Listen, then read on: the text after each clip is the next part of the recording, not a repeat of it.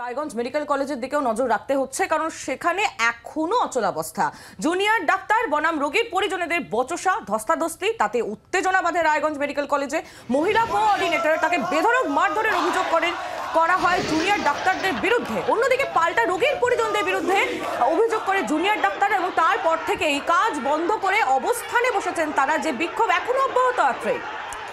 আমাদের সঙ্গে আমাদের প্রতিনিধি আছেন, বিস্তারিত পরিস্থিতি একটু জানবো। আমাদের সঙ্গে ভবানন্দ আমাদের প্রতিনিধি আছেন। ভবানন্দ, জুনিয়র ডাক্তাররাই মূলত সরকারি হাসপাতালের মূল মেরুদণ্ড, তারা অবস্থানে বসে আছেন, পরিষেবা কিভাবে পাচ্ছেন, কি অবস্থা? দেখো, এখনো তারা অবস্থানে বসে আছেন, পাশাপাশি তারা তারা কোনোভাবেই চিকিৎসা পরিষেবায় কোনো রকম শান্তি তারা রাখেননি। চিকিৎসা পরিষেবা যেটা সচল থাকে সেটা সচল আছে, কিন্তু দৃশ্যত অন্য বিষয় উঠে আসছে, দুটো বিষয় উঠে আসছে।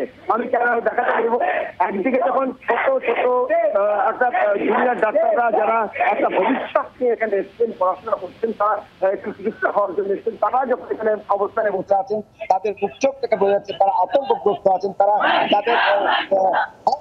যে তাদের উপর কোনো আক্রমণ হতে পারে, তারা এই সমস্ত আতঙ্কগ্রস্ত যখন হয়ে আছে, তখনই এই যে রোগীর প্রয়োজনটা, আমি একটা আউটডোরে কাটার জায়গা, ওইখানে প্রচুর সাধারণ মানুষ তারা কাছে আছে, তারা চিকিৎসা আসতে পারছেন না। জুনিয়র ডাক্তার বারবার করে বলছেন যে আমরা সমস্ত পরিষেবা যাতে চালু থাকে, কারোর যাতে কোনো অসুবিধা না হয় সেই ব্যাপার এখনো হয়নি। সব থেকে বড় যে ব্যাপার, এই যে বাদানুবাদ, কে দোষী, কে চিকিৎসা আক্রমণ করতো না রোগীর প্রয়োজন, এই সমস্ত বিষয়গুলো কি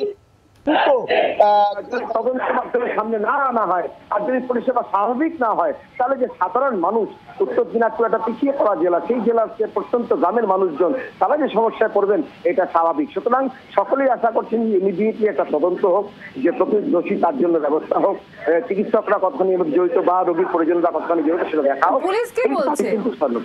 পুলিশ কি বলছে ভবানন্দ? দেখো, পুলিশের তরফে যে কথা বলা হয় যে গতকালকে কিন্তু তারা দুজনকে গ্রেফতার করেছে, তারা আদালতে পাঠিয়েছে দুজনকে, এবং ওই অভিযোগপত্রের মধ্যে সেই দুজনের নাম ছিল।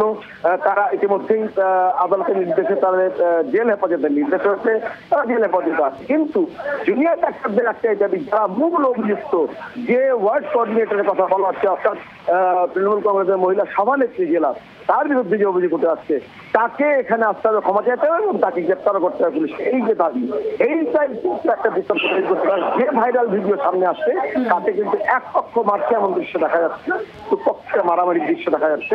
এখন তদন্ত হচ্ছে প্রকৃত অর্থে কে এই আক্রমণ শুরু করেছিল, কে এই অস্বস্তি তৈরি করেছিল, সেটাই তদন্ত করে বার করতে হবে। তুমি নজর রাখো ভবানন্দ, কারণ অত্যন্ত গুরুত্বপূর্ণ একটি বিষয়। জুনিয়র ডাক্তাররা তারা অবস্থানে বসেছেন, সরকারি হাসপাতালের অধিকাংশ অংশটাই কিন্তু জুনিয়র ডাক্তাররা সামলান, আর সেখানে মারামারির যে ভিডিও ভাইরাল হয়েছে, সেখানেও এক মূল যে অভিযুক্ত জুনিয়র ডাক্তাররা করছে একজন তৃণমূল নেত্রীকে, তাকে ধরতে হবে, গ্রেফতার করতে হবে, ক্ষমা চাইতে হবে, এই হচ্ছে তাদের দাবি। সেই জন্য দুজনকে অ্যারেস্ট করার পরেও জুনিয়র ডাক্তাররা তাদের অবস্থান চালিয়ে যাচ্ছেন, কিন্তু তারা বলছেন যে পরিষেবা তারা চালু রেখেছেন।